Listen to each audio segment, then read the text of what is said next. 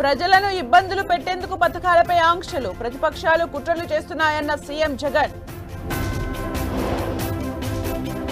పథకాలపై ఆంక్షల వెనుక చంద్రబాబు హస్తం, బినామీలతో కేసులు వేయించారన్న సజ్జల. ఏపీ హైకోర్టుకు డీపీటీ పథకాల లబ్ధిదారులు నిధుల విడుదలకు ఈసీ ఆంక్షలపై లంచ్ మోషన్ పిటిషన్. నంద్యాల జిల్లా బనగానపల్లిలో హైటెన్షన్, టీడీపీ వైసీపీ వర్గీయుల మధ్య ఘర్షణ.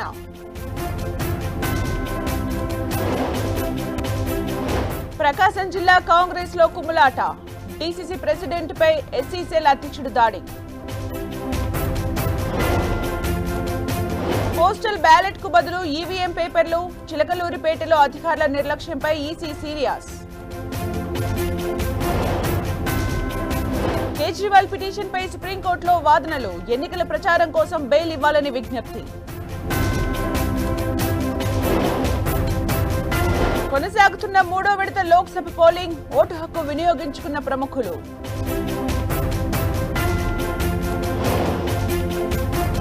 ప్రజాస్వామ్యంలో ఓటుకు విశేష ప్రాధాన్యం, ప్రజలందరూ వినియోగించుకోవాలన్న మోదీ. సునీతా విలియమ్స్ రోదసి యాత్రకు బ్రేక్, స్టార్ లైనర్ లో సాంకేతిక లోపంతో వాయిదా. పెరుగుతున్న బంగారం ధరలు, 22 క్యారెట్ల 10 గ్రాముల గోల్డ్ 66,300కు పైనే.